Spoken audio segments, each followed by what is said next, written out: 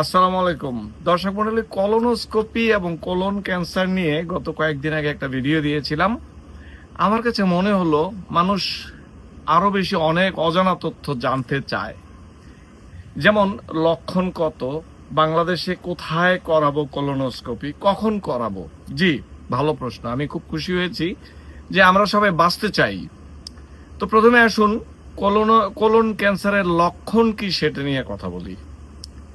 সত্যিকার অর্থে কোলন ক্যান্সারের 90% ক্ষেত্রে কোনো লক্ষণ নেই। কারণ কোলন অর্থ বৃহদন্ত্র, যেখানে মল শক্ত হয়, সেটা প্রায় এত মোটা। সো এখানে একটা বালুকণা হিসেবে যদি কোলনের ক্যান্সারটা তৈরি হয়, যতদিনে লক্ষণ আসবে এত বড় হতে হতে একটা গলফ বলের মতো, ততদিনে কিন্তু 3 বছর পার হয়ে গেছে, অলরেডি লেট হয়ে গেছে। তার মানে কোলন ক্যান্সারের কোনো লক্ষণ নেই যদি বলি, সেটাও শুদ্ধ কথা। এরপর আসুন, তাহলে লক্ষণ কি? বড় হলে না,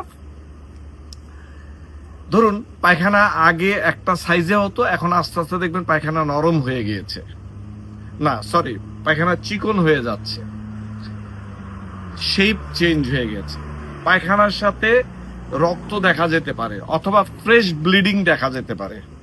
অনেকের ক্ষেত্রে আর একটু দেরি হলে দেখা যায় পেটে পানি আসে, শরীর দুর্বল লাগে রক্ত শূন্যতা থেকে। এছাড়া তেমন আর ইটসেলফ আর কোনো লক্ষণ নেই। এটা যেখানে ছড়ায় সেখানকার লক্ষণটাই এই লক্ষণ হিসেবে আসে। তাহলে 45 থেকে কেন কোলোনোস্কোপি করতে হবে? কারণ বিজ্ঞানীরা দেখেছে যে 45 বছরই একটা সেফ টাইম, যখন কোলোনোস্কোপি করলে কোলন ক্যান্সার ধরা পড়লে এটা আর্থিকভাবেও একটা হিসাব হয়, ঝুঁকিও তেমন নাই। সেই জন্য আবার যাদের পরিবারে কোলন ক্যান্সার আছে অল্প বয়সে, অথবা কিছু কিছু জেনেটিক সিচুয়েশন আছে, তাদের ক্ষেত্রে 45-এর আগে কোলোনোস্কোপি করা যেতে পারে। অথবা অন্য কোনো লক্ষণ ডাক্তার সাহেবরা যদি ধারণা করেন এর আগে, তারা করতে পারেন। 45 বছর বয়সে ধরুন আপনার কোলোনোস্কোপি করা হলো এবং এটা সম্পূর্ণ স্বাভাবিক, সেই ক্ষেত্রে প্রতি 10 বছর পর পর করতে হবে।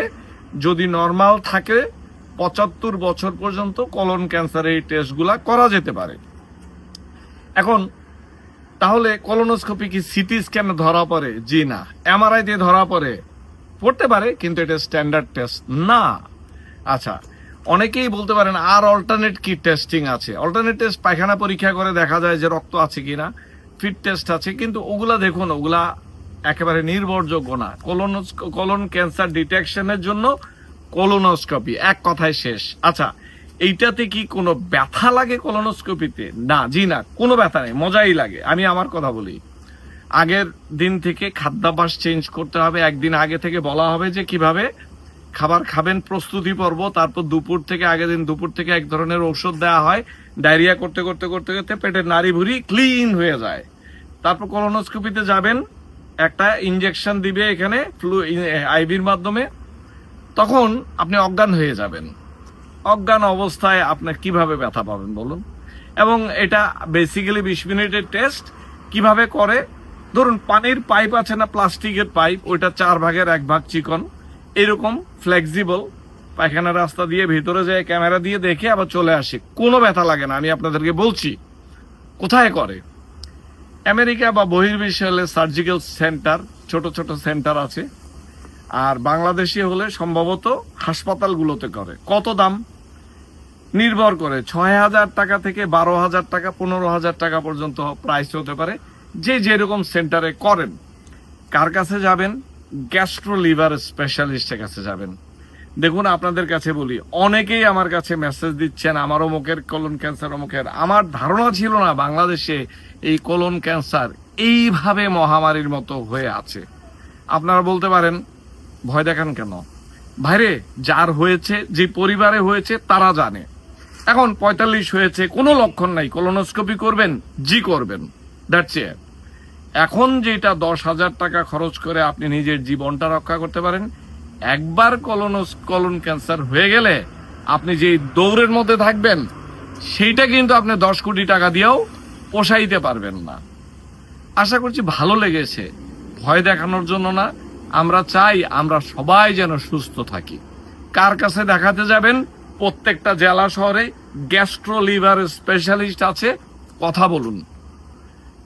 কাউকে না চিনলে আপনার পাড়ার যে মেডিসিনের ডাক্তার আছে তাকে গিয়ে বলুন আমি গ্যাস্ট্রো লিভার স্পেশালিস্টকে দেখাতে চাই, ডাক্তার সাহেবরা বলতেছে কোলোনোস্কোপি করতে হবে।